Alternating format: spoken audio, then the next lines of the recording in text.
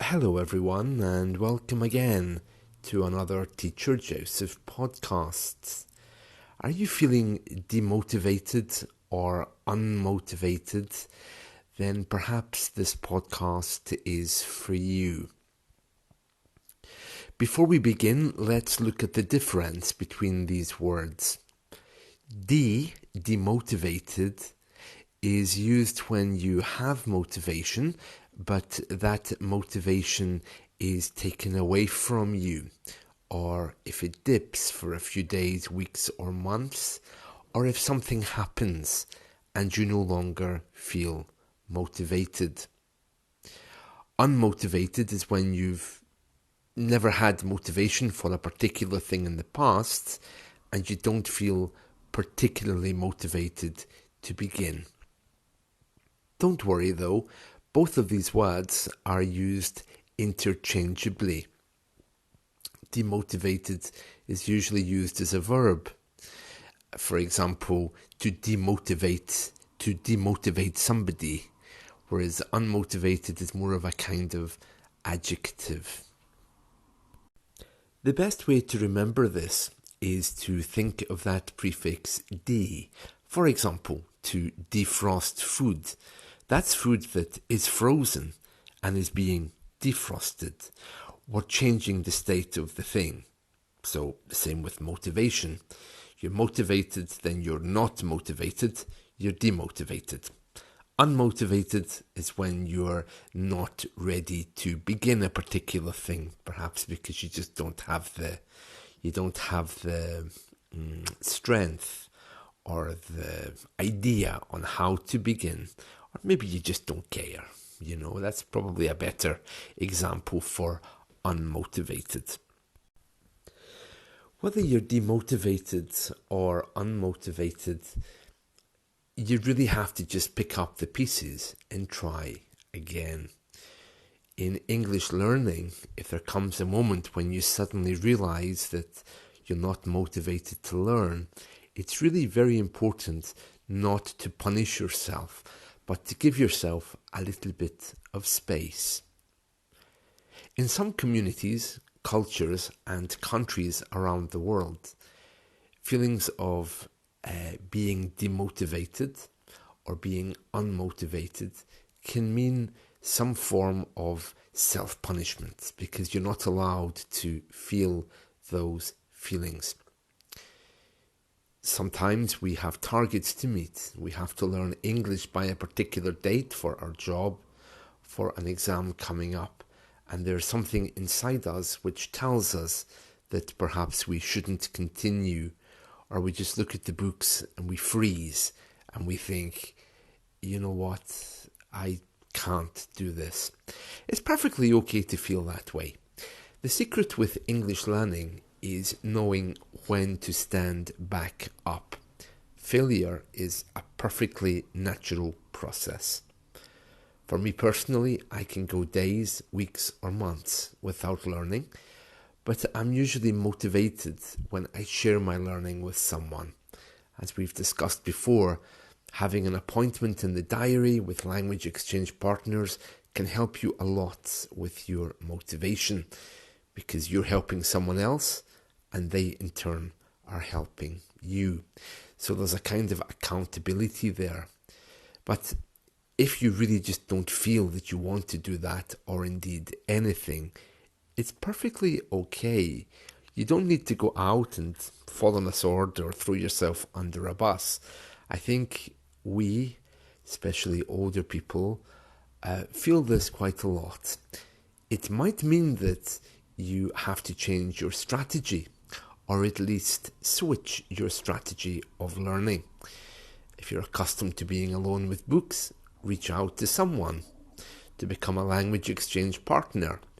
If you have too many language exchange partners and things are a bit dry and boring and aren't really going anywhere, maybe it's time to be alone with some books. Whatever way you do it, a good place to stand back up really is simply to reflect on how you fell. Perhaps it was just a feeling one day that you didn't want to continue.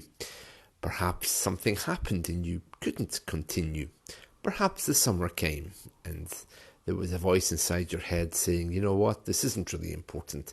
I'll pick it back up later. All of these things are perfectly acceptable. When you buy a book or you book an English lesson online or in an English class, face to face, it's not just about the class or the book. You would be wrong to think that that class or book is somehow going to magically make your English perfect. But what it does is it gives your mind a message. It says, okay, I'm buying this book and now I'm being open to getting some kind of answer or response or study time. I've taken a first step. It's like when you go to the doctors, you feel sick, but the moment you call the doctor to make an appointment, you start to feel better because you've done something. It's like thinking about a holiday. You think, oh, I wish I could take a holiday. I'm so tired. The moment you book it, then you suddenly feel great. You booked a holiday even before you've been. And it's the same with learning English. Taking a first step to do something opens your mind to being more motivated. In the case of missing an English lesson or perhaps missing your time to study, all you have to do is to put a date in your diary. Make a time with a new language exchange partner. Buy a new book. Book an English lesson.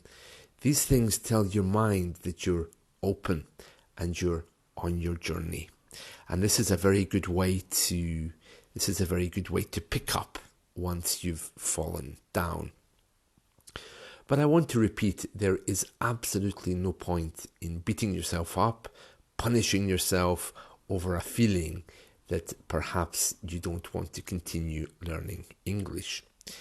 If you are getting these signs, then something is wrong, of course, but it doesn't mean that you need to launch into punishment mode. It simply means that you need to change how you study, when you study, even what your definition of study is. The good thing about having an English teacher or even having a close friend that can help you is they sometimes ask, what have you done with your English this week? And that can be quite a frightening question if you've done absolutely nothing. So in many ways, booking a lesson can give you accountability. It can also motivate you to practice more. But you should not depend on other people to motivate you. You should really look at why you're learning, what motivates you as a person, and come up with a study plan. Buying a book can motivate you for a few minutes, can open your mind, and it's important to keep that alive, doing things to keep your English alive, booking lessons, buying books, making up vocabulary cards at home. As I often say, the more creative you can be with language learning, the easier it becomes. But sometimes we all just enter a little slump. And if that's where you are right now, don't worry too much about it, but begin to lay the foundations about how you're going to restart. Think about what happened last time that you liked or didn't like, or perhaps just begin to think about how you can re-engage the language partner you were working with, how you can pick up that book again that you started working with, or how you can book those lessons if you found them helpful. If you feel demotivated because perhaps something else is happening in your life, then maybe those things need to be looked at, or at least placed to one side, so you can begin to study. Learning English can be a wonderful distraction. What I mean by that is if you do have some other things or people in your life who perhaps are getting in the way or are making things difficult for you, then English can be a wonderful way of just walking away from those things. It can be a wonderful way of just forgetting about life for 5 minutes when you're in a book. Always an excuse to get out the house, to go to the local library, or perhaps to re-engage yourself with a language learning group which may or may not be in your city. Whatever's happening with you on your language learning journey, the most important thing to remember is not how well you do, it's how well you can stand up again after you fall. And this might just be the moment where you can make a decision just to pick up that book, or at least gather your English books together, put them back to your bedside table, or put them back to your study area, and just remember 5 or 10 minutes a day is all you need to re-begin. I hope you found this helpful. Let's talk again soon. Thank you and goodbye.